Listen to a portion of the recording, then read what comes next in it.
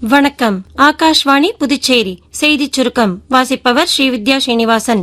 India America இருதரப்பு வர்த்தக ஒப்பந்தத்தின் முதல் கட்டத்தை இறுதி செய்வதற்கான பேச்சுவார்த்தைகள் இன்று முதல் ஜூன் 4ஆம் தேதி வரை புதுடெல்லியில் நடைபெறும் என்று மத்திய வர்த்தகம் மற்றும் தொழில்துறை அமைச்சர் திரு பியூஷ் கோயல் தெரிவித்துள்ளார். இதில் சந்தை அணுகல், வரியில்லாத நடவடிக்கைகள், சுங்கம், வர்த்தக வசதி மற்றும் முதலீட்டு ஊக்குவிப்பு ஆகிய ஒப்பந்தங்கள் இறுதி செய்யப்பட உள்ளன. மத்திய குறு சிறு மற்றும் நடுத்தர நிறுவனங்கள் அமைச்சர் திரு ஜிதன் ராம் மஞ்சி நேற்று புதுடெல்லியில் தென்னாப்பிரிக்காவின் சிறு வணிக மேம்பாட்டு அமைச்சர் செல்வி ஸ்டெல்லா டெம்பிசா நதாபினி தலைமையிலான குழுவை சந்தித்தார்.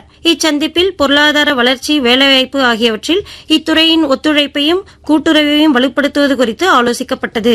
புதுச்சேரி முதலமைச்சர் திரு ரங்கசாமி சுகாதாரத்துறையின் செயல்பாடுகள் மற்றும் சுகாதார திட்டங்கள் அமலாக்கம் குறித்து நேற்று ஆய்வுக் கூட்டம் நடத்தினார். சிவப்பு குடும்ப அட்டைதாரர்களுக்கான ஆயுஷ்மான் பாரத் மருத்துவ காப்பீடு திட்டம் போல மஞ்சள் அட்டைதாரர்களுக்கும் மருத்துவ செலவை திரும்பப் பெறுவதற்கான புதிய திட்டத்தை அமல்படுத்துவது குறித்து இக்கூட்டத்தில் விவாதிக்கப்பட்டது.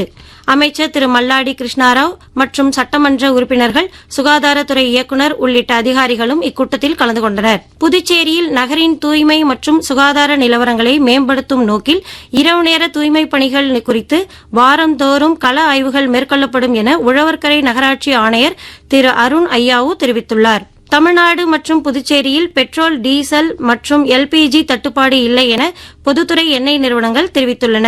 புதுச்சேரி முழுவதும் எரிபொருள் விநியோகம் தடையின்றி நடப்பதாகவும் அனைத்து பெட்ரோல் பங்குகளும் வழக்கம்போல் இயங்குவதாகவும் பொதுத்துறை எண்ணெய் நிறுவனங்கள் தெரிவித்துள்ளன.